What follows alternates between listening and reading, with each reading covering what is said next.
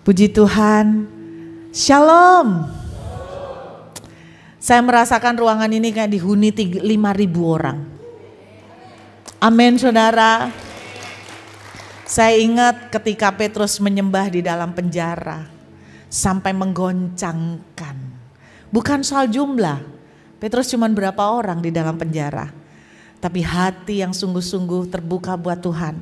Itulah adalah kunci lawatan. Amin.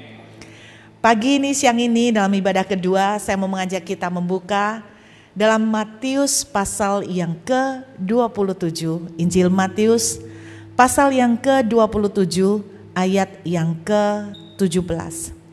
Injil Matius pasal yang ke-27 ayat yang ke-17. Karena mereka sudah berkumpul di sana, Pilatus berkata kepada mereka, "Siapa yang kamu kehendaki kubebaskan bagimu, Yesus Barabas atau Yesus yang disebut Kristus?"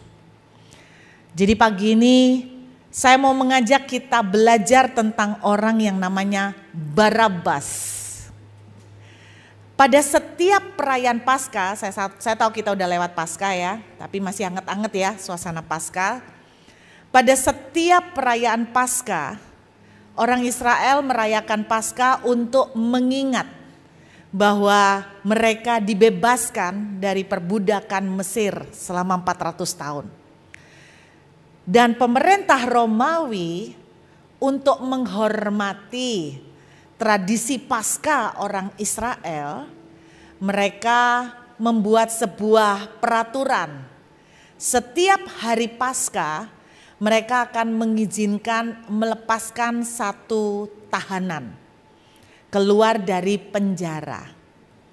Nah, pada waktu kejadian Yesus akan disalib, ada pilihan yang diberikan oleh Pilatus, kamu mau memilih membebaskan siapa? Yesus atau Barabas? Nah, ini inti dari ceritanya. Yang pertama, saya tuh pengen kita membayangkan. Selama ini sepintas cuman baca tentang Barabas. Saya coba mengajak Bapak Ibu membayangkan posisi Barabas. Posisi Barabas, saudara ya. Siapa sih Barabas? Kita akan melihat beberapa ayat. Supaya tahu Barabas itu reputasi dan prestasinya apa, saudara. Kita akan membaca beberapa ayat ya. Lukas pasal 23 ayat 25. Lukas pasal 23 ayat yang ke-25. Dan ia melepaskan orang yang dimasukkan ke dalam penjara, maksudnya Barabas, karena pemberontakan dan pembunuhan. Jadi Barabas ini pemberontak dan pembunuh. Memang rata-rata yang dimasukkan ke dalam penjara adalah mereka yang melakukan kejahatan politik atau kriminal. Tapi tidak pernah yang dimasukkan penjara itu kejahatan karena agama. Nah, salah satu penjahatnya karena pemberontakan dan pembunuhan. Saya mencari tahu background Barabas. Pada zaman itu ada satu kelompok ekstremis namanya kaum Zelot. Nah, diduga bahwa Barabas ini termasuk di dalam kaum ekstremis. Dan mereka memberontak kepada pemerintahan Romawi sampai melakukan juga pembunuhan. Jadi cukup serem ya, ini kaum radikal istilahnya gitu. Nah, kemungkinan karena kaum radikal ini bisa juga main sikat, banyak yang gak kesangkut juga bisa-bisa juga kena ya. Nah, ini salah satu Alkitab menuliskan di keempat Injil masing-masing tercatat reputasi Barabas. Kita lihat lagi Matius 27 ayat yang ke-16. Matius pasal 27 ayat yang ke-16. Tadi pemberontakan, pembunuhan. Luar biasa ya Barabas ya. Kita lihat pasal 27 ayat 16. Dan pada waktu itu ada dalam penjara seorang yang terkenal kejahatannya yang bernama Yesus Barabas. Anda perhatikan, saya sekian lama sering baca Alkitab, kadang-kadang melewatkan yang kecil. Ternyata nama lengkapnya Barabas itu Yesus Barabas. Nah, nanti saya mau Anda imajinasikan. Jadi kalau Yesus yang kita sembah, Yesus Kristus, ini Yesus Barabas. Mirip ya. Jadi ternyata ada Yesus Barabas loh Bapak Ibu. Saya percaya tidak ada yang kebetulan di Alkitab. Setuju? Tidak ada yang kebetulan. Kok ya pas penjahatnya namanya Yesus juga. Tapi Barabas, ya kan? Kenapa kok enggak nama Joni kek atau Agus? Mohon maaf yang namanya Agus ya, bukan bermaksud yang namanya Agus penjahat, bukan. Tapi maksudnya kenapa kebetulan sekali namanya kok Yesus juga gitu kan. Nah di sini dituliskan kejahatan.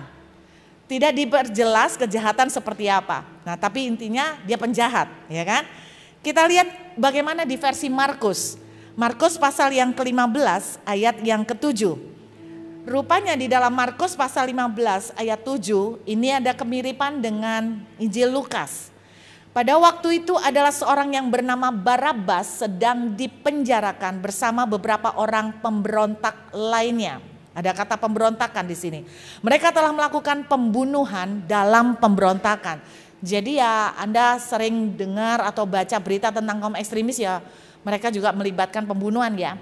Nah ada satu data lagi yang cukup berbeda di dalam Yohanes pasal 18. Yohanes pasal 18 ayat yang ke-40 saudara. Jadi kita tahu ya prestasinya Barabas, reputasinya penjahat, pemberontak, pembunuh. Nah di sini cukup unik, ada tambahan. Mereka berteriak pula jangan dia melainkan Barabas. Barabas adalah seorang, nah kalau penyamun ini menurut saya sudah bukan kejahatan politik ya. Tapi kriminal, rampok, udah beda lagi. Kalau tadi seperti pahlawan itu bagi orang-orang mungkin ya, bagi orang-orang Israel mungkin. Tapi pembunuhannya nggak tahu seperti apa, tapi dia juga seorang perampok, seorang penyamun. Mungkin bahasa saya sederhana gini, Barabas itu sama dengan preman nggak sih? Ya, mirip-mirip preman lah ya. Kaum radikal, preman, ekstremis, apapun istilahnya. Kalau melihat data kejahatan, bagi orang Romawi kalau ada seseorang melakukan kejahatan politik, apalagi pemberontakan melawan kerajaan Romawi, maka hukumannya tidak ada ampun, pasti mati. Jadi ketika Barabas dimasukkan penjara, dia tahu betul selesai. Dia tahu betul tidak ada harapan. Dia tahu betul dia tinggal nunggu waktu untuk mati. Dia tahu konsekuen hukuman yang dia harus hadapin pasti mati. Bahasa lainnya tidak mungkin akan terjadi yang namanya dia mendapatkan gerasi. Tidak mungkin yang namanya dia akan mendapatkan pembebasan. Karena hukuman untuk pemberontak melawan kerajaan Romawi tidak bisa ditawar dan tidak bisa diganggu gugat. Jadi kepastian untuk hukuman mati 100% mutlak. Bayangkan, Barabas itu tahu bahwa tidak mungkin ada harapan. Dia tinggal nunggu dipanggil untuk digantung atau disalib. Hari itu dia mendengar teriakan. Anda bayangkan ini di penjara ya. Saya mau ajak Anda mengimajinasikan filmnya ya kan. Kan gak pernah dibayangkan. Bayangkan Anda Barabas nih ya. Terus Anda dengar teriakan orang banyak kan. Dengar teriakan orang banyak. Lalu kemudian saya membayangkan gini. Orang-orang berteriak. Mereka menyebut Yesus itu apa? Yesus kan? Bukan Yesus Kristus kan manggilnya. Jadi mereka berteriak gini. Salibkan Yesus. Salibkan Yesus. Setuju? Mereka menyebut Barabas bukan Yesus loh. Barabas ya kan? Ini kita ngomong soal kerumunan. Salibkan Yesus. Salibkan Yesus. Barabas di dalam sel dengar. Salibkan Yesus. Nah, itu aku itu. Berarti hari ini sudah mati aku, habis. Loh kan dia dengar namanya disebut Pak. Salibkan Yesus. Salibkan Yesus. Tidak pernah dia menduga ada Yesus yang lain. Jadi ketika Barabas mendengar di sel, salibkan Yesus, dia pasrah. Dia tahu dia akan mati. Pegawai penjara masuk. Pegawai penjara masuk. Oke, saya ya Pak. Ya kamu. Mati udah. Saatnya masuk ke tiang gantungan. Enggak pernah nyangka. Dia datang. Udah siap untuk mati. Pasrah udah. Tahu-tahu dia dibawa keluar. Bukan ke tiang gantungan. Dia dibawa keluar. Lalu dia berpapasan dengan Yesus yang lain. Kemudian mereka berteriak, salibkan Yesus. Ya, gak usah rame-rame aku tahu. Gak usah diperjelas. Mungkin hatinya berkata demikian. Lalu dia berpapasan sama Yesus. Kemudian dia mendengar karena kerumunannya semakin dekat. Salibkan Yesus. Bebaskan Barabas. Kan kalau di sel gak dengar toh. Salibkan Yesus. Bla bla bla Barabas. Oh mati ya kan. Lah namanya dua kok Yesus Barabas ya kan. Jadi dia tidak pernah menyangka sampai detik terakhir dia mau keluar, dia berpapasan dengan Yesus, salibkan Yesus. Dia mulai dengar lebih jelas, bebaskan Barabas. Lalu di saat itu dia tahu, berarti orang ini yang Yesus, berarti aku yang Barabas, berarti aku bebas. Tidak salah. Tidak salah, tidak mungkin orang pemberontak itu bebas, tidak mungkin. Kalau Bapak Ibu jadi Barabas, apa yang Anda rasakan? Seperti mimpi ya. Benar tak? Benar kan? Bebaskan Barabas. Oh ya namanya benar. Salibkan Yesus, tapi itu juga aku. Ini yang benar yang mana? Dia jalan, dia dilepaskan dari rantainya. Pegawai penjara sudah pulang. Yakin Pak? Ya pulang. Kamu bebas. Loh katanya salibkan Yesus. Dia Yesus. Di saat itulah saya membayangkan kalau saya jadi Barabas. Langit itu seperti runtuh. Antara halusinasi, mulai vertigo, kayak mimpi. Saya tidak pernah membayangkan kalau orang dapat lotre. Di Australia kemarin saya baca berita. Beberapa waktu yang lalu. Anak muda umur 27 tahun, seorang cewek umur 27 tahun, beli lotre. Di Australia kan banyak jual lotre. Dia dapat lotre 1 triliun.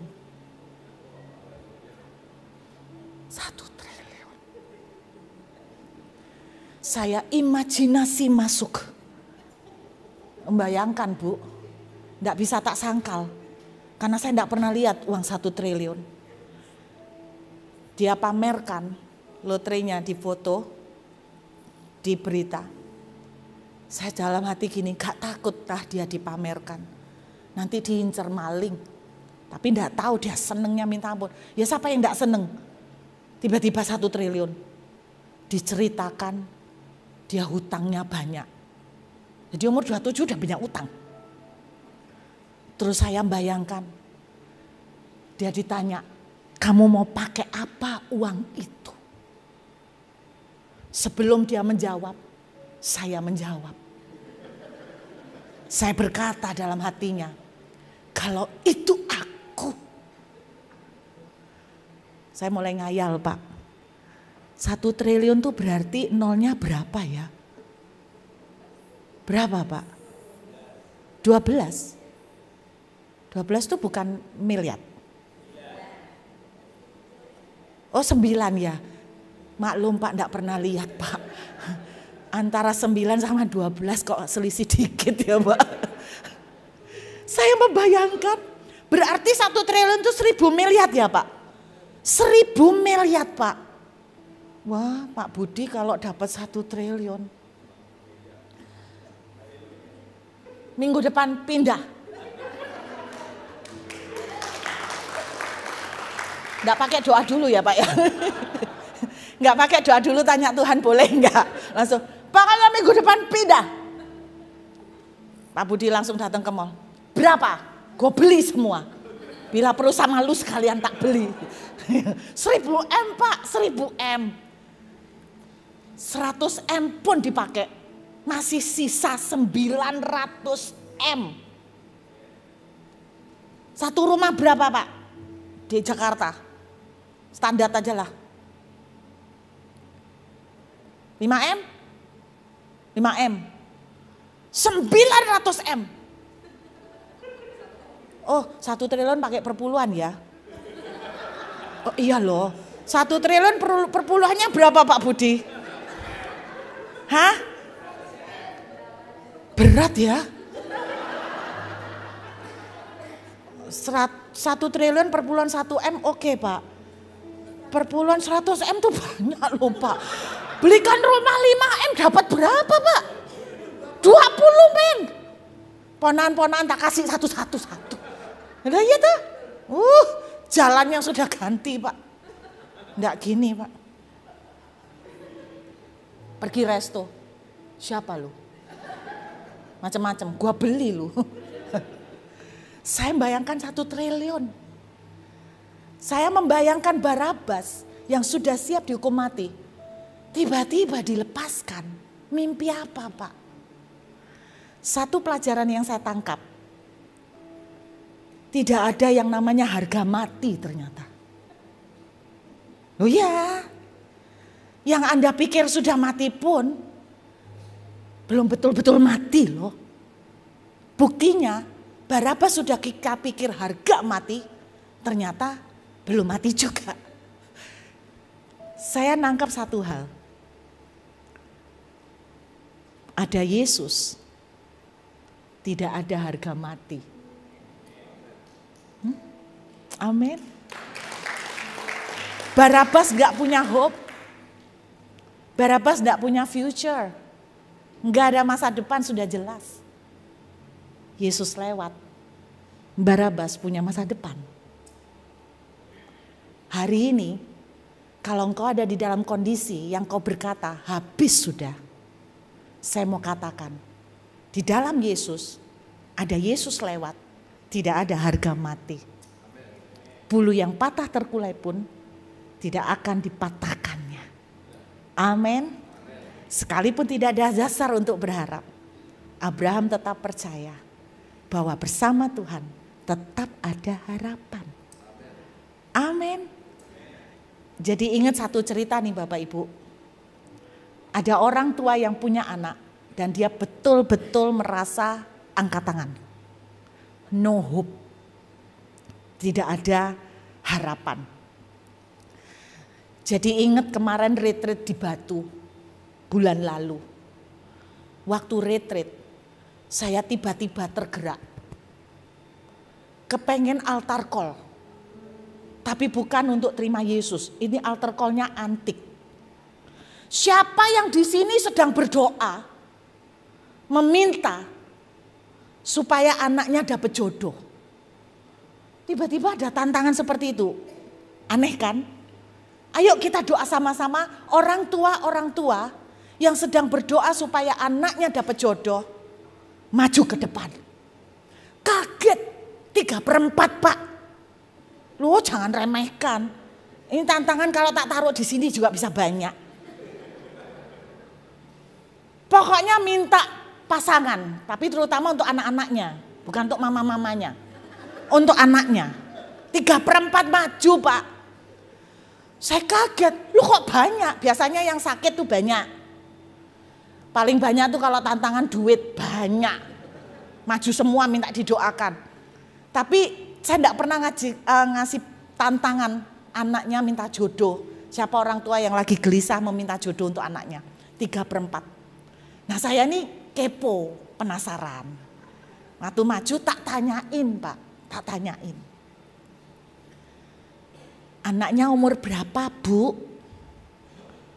Saya berharap dapat jawaban 27, 29, paling mentok 35, 37. 3/4 orang. Anaknya umur berapa Bu? 45. 45. Iya. Saya belum beralih ke 11, saya tanya, kenapa kok belum dapat Bu? Banyak milih tah. Jadi percakapan. Yang kedua, anaknya umur berapa? 47. Anaknya umur berapa Bu? 50. Kok enggak ada yang angka 27? Anaknya umur berapa Bu? 41. Bapak Ibu, saya jujur, saya hamba Tuhan tapi saya juga manusia punya keterbatasan. Pada waktu saya nantang mereka berdoa bersama, jujur, saya enggak punya iman. Doakan 47 Bu. Katanya kan harus sepakat dengan iman. Nah pendetanya enggak punya iman nih. Tuhan, boleh jujur enggak? 47 loh, susah.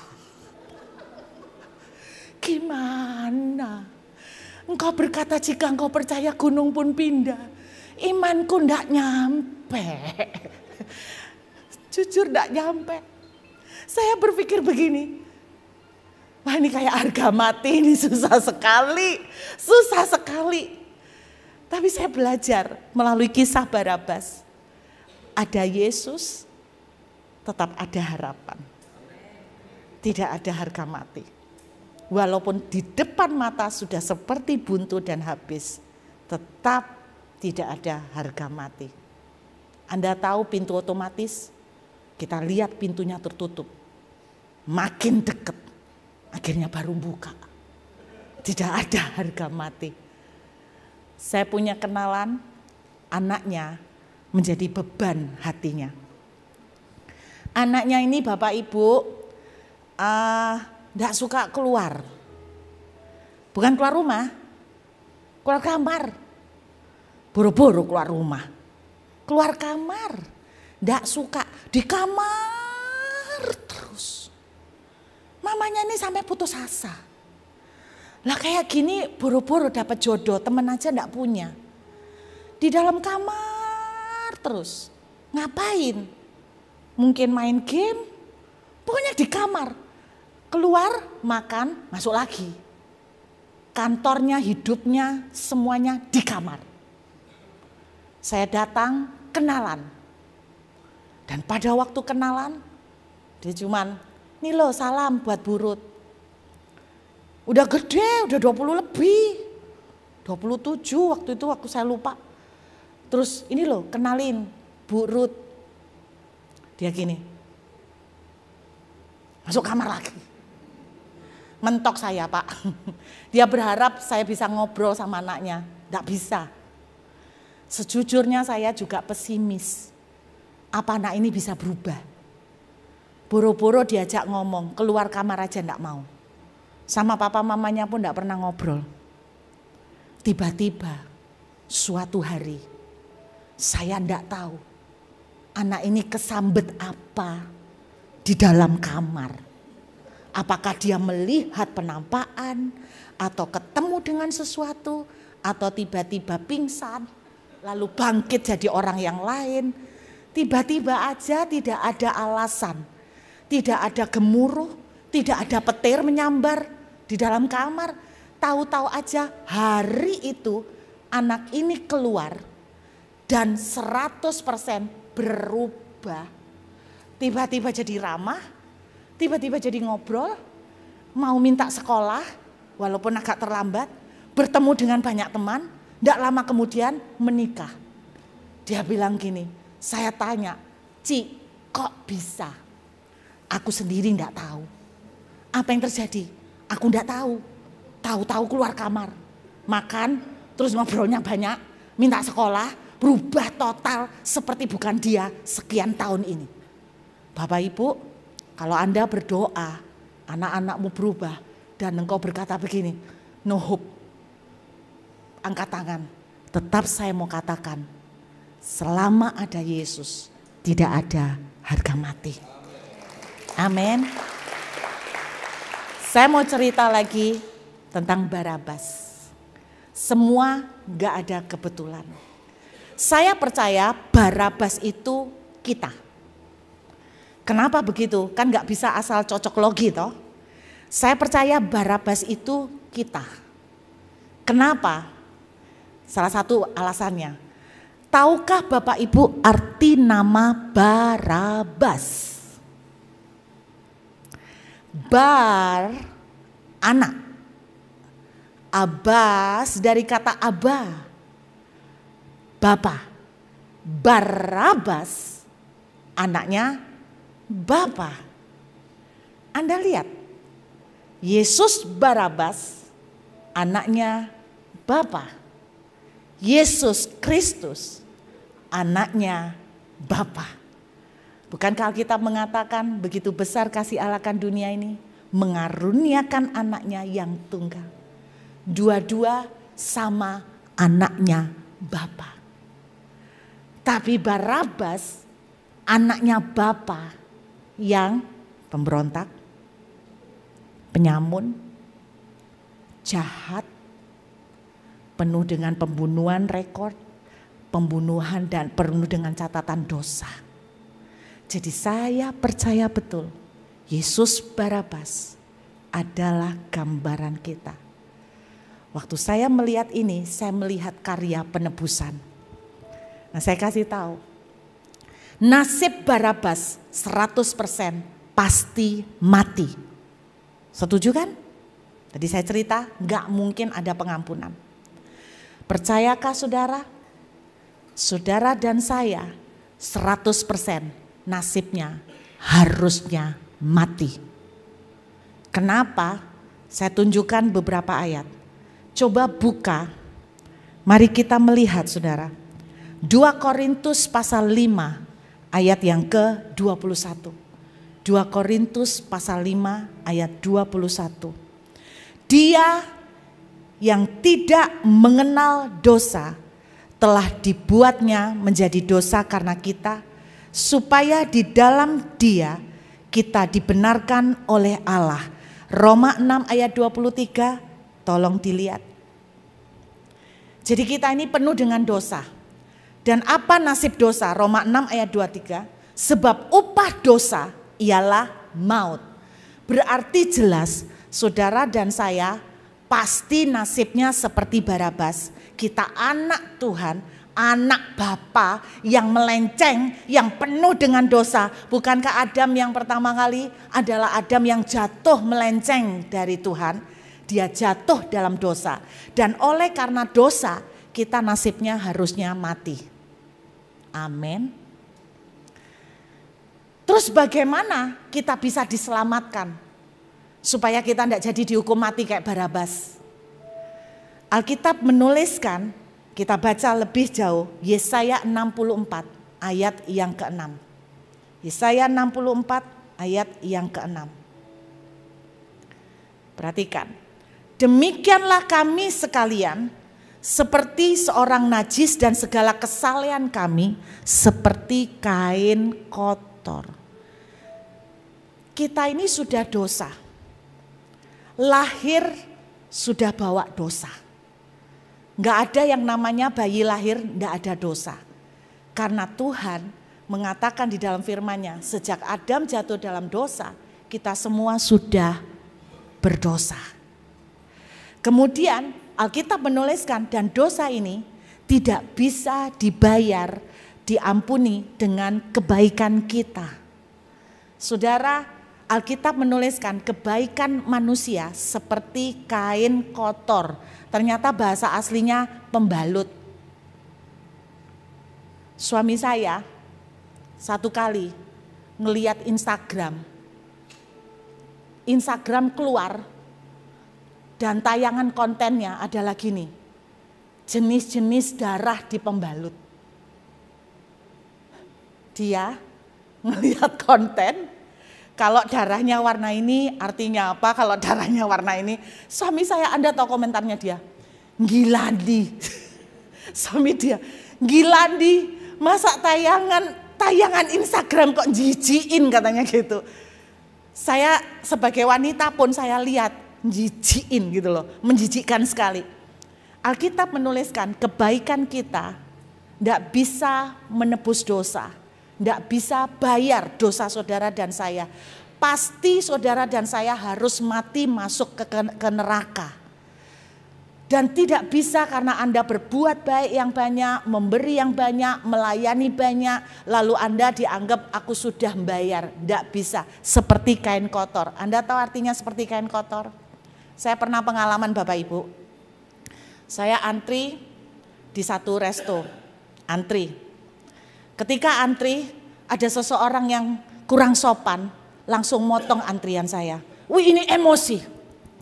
Tiba-tiba Tuhan mengingatkan. Jangan emosi nak, sabar. Oke Tuhan. Dia melenceng, sorry ya, saya potong ya, saya urgent, saya duluan. Oke, enggak apa-apa, silakan. Saya merasa Bapak Ibu, saya orang paling kudus di dunia. Karena saya sudah berbuat baik. Saya sabar, saya merasa kudus sekali. Selesai, bangga nih, kepala rada dongak. Orang kudus, orang kudus. Pulang, saya ditelepon seorang teman, dapat cerita. Cece tahu enggak? Aku barusan dari gereja ini. Aku dengar kabar. Kabar apa? Cece tahu hamba Tuhan ini? Iya. Dia lo bisa marah-marah di mimbar. Terus dia bilang gini, Bu Ruth Yulia itu goblok. Bu Ruth Yulia itu goblok. Saya tanya, di mimbar? Barusan kudus loh. Barusan jadi orang paling kudus di dunia. Gak lama lagi dibilang goblok. Kurang ajar. Mentang-mentang emangnya dia siapa? Kurang ajar gitu kan. Orangnya mana? Baru sekian menit yang lalu saya begitu kudus. Sekian menit kemudian saya kudis. Ini loh kebaikan manusia. Baru sebentar di gereja, haleluya, nangis-nangis, berlinang air mata, keluar. Terus kendaraannya diserempet orang, langsung keluar binatang, langsung keluar maki-makian. Baru angkat tangan nangis-nangis. Itu sering kok saya ngelihat teman saya. Itu kebaikan manusia, seperti pembalut, menjijikkan. Jadi gak bisa. Lalu bagaimana kebaikan tidak bisa menebus? Bagaimana dosa kita bisa dibayar? Yesus Barabas harus dihukum mati. Gak mungkin, misalnya nih, gak mungkin rakyat bawa binatang. Yesus Barabas bebasin ya, diganti sama binatang. Ya gak mungkin mau. Ya gak mungkin mau, itu ilustrasinya ya. Tidak mungkin juga tiba-tiba malaikat datang. Aku yang menggantikan. Oh ya gak imbang Pak. Itu kalau malaikat yang datang kan berarti malaikat gak dihukum. Karena malaikat supranatural. Yang harus dan bisa menggantikan adalah Yesus Kristus. Manusia. Ganti manusia. Tapi ini manusia yang berdosa. Ini manusia yang tidak bercacat celah. Dia gantikan, Yesus Barabas diselamatkan, Yesus Kristus menggantikan pelanggaran dan dosa. Alkitab mengatakan, karena satu orang dihukum, tapi satu orang benar juga, kita diselamatkan. Bapak Ibu, Pilatus tanya begini, pilihlah siapa yang akan kau bebaskan hari ini. Apakah Yesus Barabas atau Yesus Kristus? Bapak Ibu, Hari ini ada pertanyaan yang sama. Tidak ada apapun yang bisa menyelamatkan saudara kecuali menerima Yesus dalam hidupmu. Dia lewat Yesus Barabas punya masa depan. Saya mau akhiri secara cepat. Tadi pagi saya sempat cerita bagaimana saya ketemu Yesus. Saya bersyukur Bapak Ibu. Saya punya pengalaman ketemu Yesus cukup unik. Pada waktu saya bunuh diri. Teman-teman tadi di kantor tanya, Bu Ruth, waktu dengar suara Tuhan di kamar itu audible apa di dalam hati? Audible. Satu kali itu aja. Sampai hari ini saya gak pernah dengar audible. Masa harus bunuh diri lagi supaya dengar audible? Gak lucu. Saya itu bunuh diri karena saya merasa saya gak punya masa depan. Orang tua saya cerai, saya baru diputus pacar. Saya pikir orang tua saya cerai, gak ada yang cinta sama saya, ketemu pacar, oh berarti ada yang masih care sama saya. Ternyata pacaran pertama, loh kok pertama Bu, berapa kali pacaran? Gini-gini lumayan Bu, gini-gini boleh lah Pak. Ya enggak tahu kok ya dapet aja, mungkin kehipnotis saya apa. Tapi pacar saya yang terakhir yang luar biasa ini. Kalau suami saya enggak pernah pacaran, jadi dia dapat saya pertama dan terakhir. Saya yang dapat dia pertama dan terakhir. Tapi saya hoki dapat dia enggak pernah pacaran. Dia yang dapat saya agak rugi. Karena saya sudah pacaran 5 kali. 5 kali itu di Alkitab angka anugerah Bapak Ibu. Angka kasih karunia. Jadi saya pikir waktu ada orang cowok mau nembak saya pikir oh saya masih punya harapan hidup saya ada yang cinta sama saya. Saya enggak pakai lama Bapak Ibu, saya enggak nunggu dia nembak sampai tuntas, saya yang nembak cepetan. Karena waktu itu saya masih ingat saya susah dapat jodoh dan ketika dia mulai datang mau PDKT, bukan PDKT mau nembak, saya tahu gelagatnya kan kalau cowok mau nembak itu kan gini, rata-rata kalau ngomong itu muter-muter dulu kan. Aku mau ngomong, saya enggak nunggu selesai, kelamaan. Saya langsung jawab, aku pun punya perasaan yang sama. Anda enggak tahu desperate-nya orang sudah laku-laku Bapak Ibu, Anda enggak tahu desperate-nya. Jadi saya bisa mengerti mama-mama berdoa minta anaknya dapat jodoh sampai umur 45. Saya tahu desperate-nya seperti apa Pak. Jadi saya sikat. Belakangan baru tahu ternyata dia mau pacaran sama saya itu karena bertaruh dengan teman-temannya.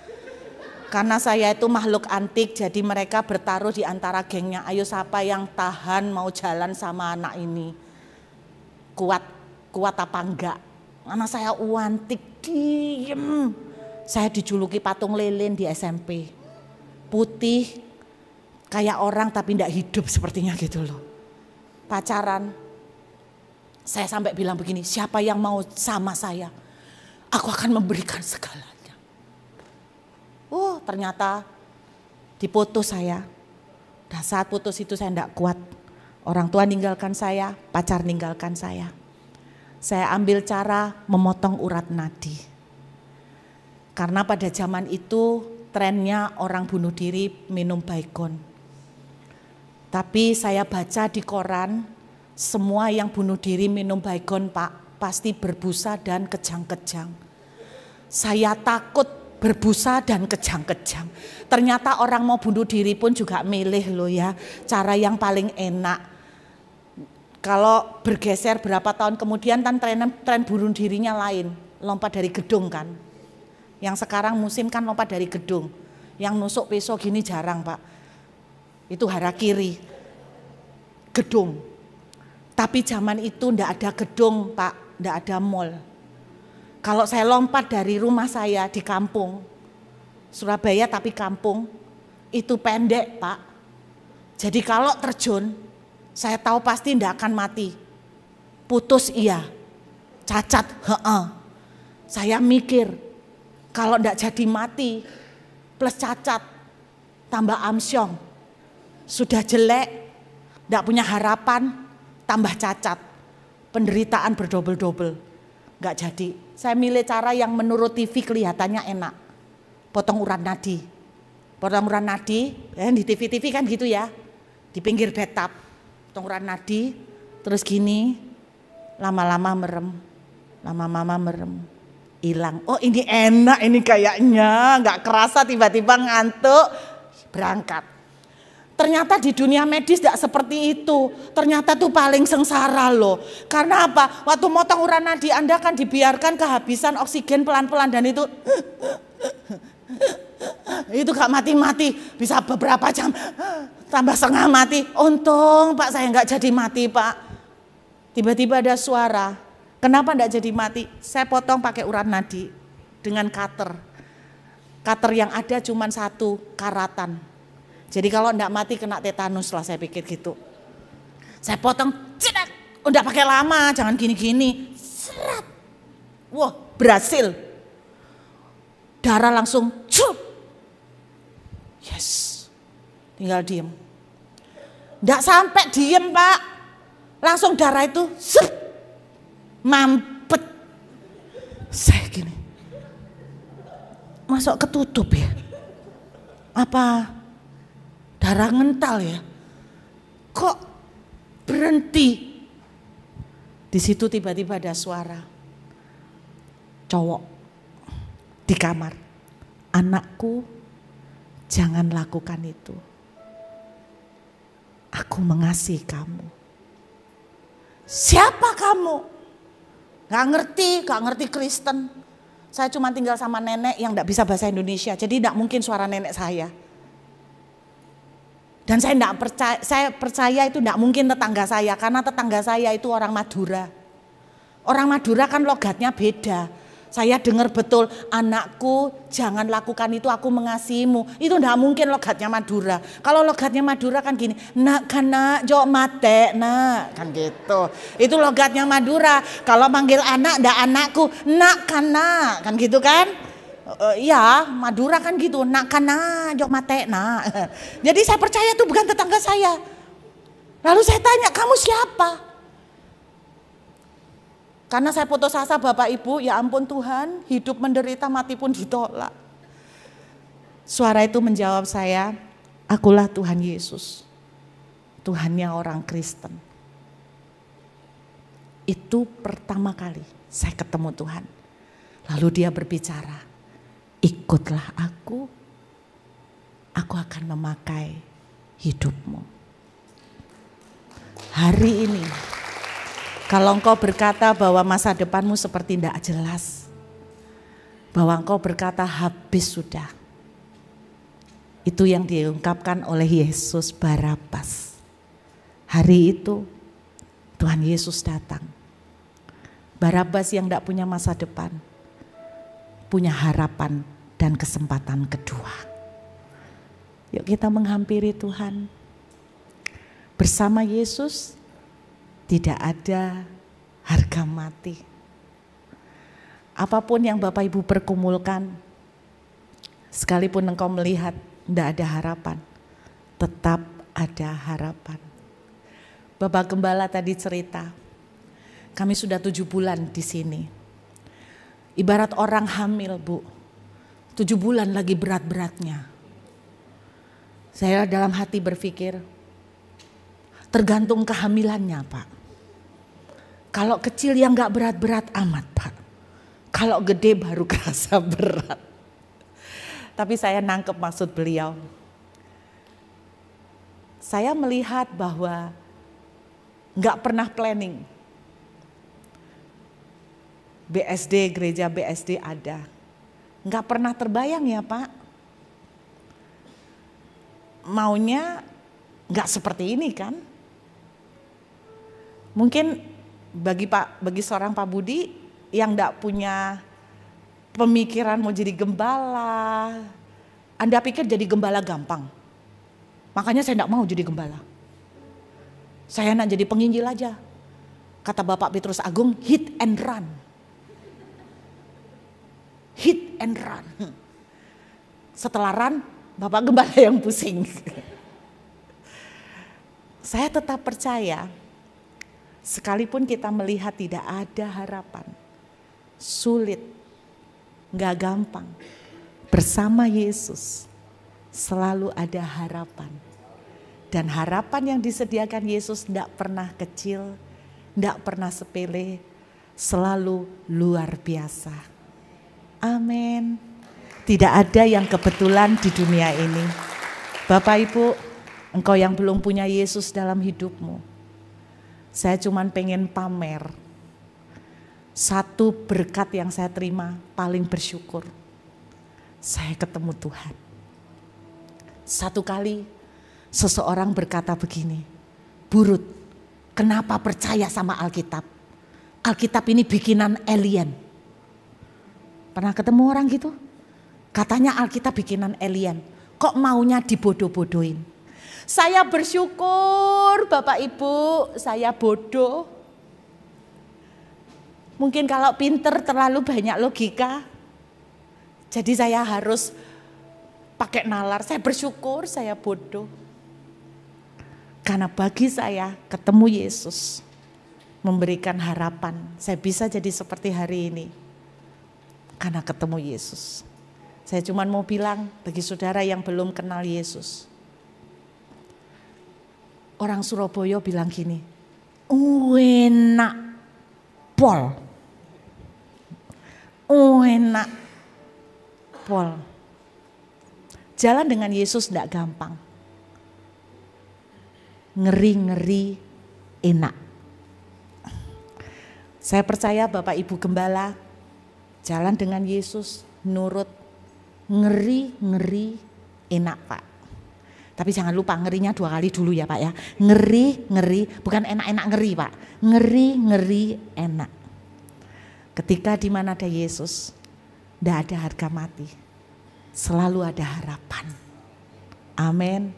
Mungkin kita putus asa, mau dibawa gimana, jalannya seperti apa, tetap ada harapan. Yuk kita menghampiri Tuhan.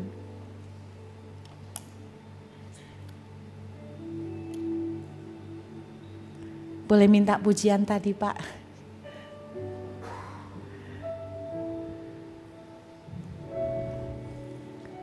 Saya percaya kita adalah Barabas-Barabas yang harusnya mati, gak punya harapan. Tapi Yesus lewat, Dia yang tidak bersalah, menggantikan kita, sehingga kita ada masa depan, ada harapan. Anda yang punya pergumulan, Anda bilang, aku angkat tangan Bu, gak ada jalan. Saya selalu mau katakan, jangan pernah ngejudge harga mati. Karena bersama Yesus tetap tidak ada harga mati. Saudara pernah dengar kesaksian saya tentang seorang pembantu.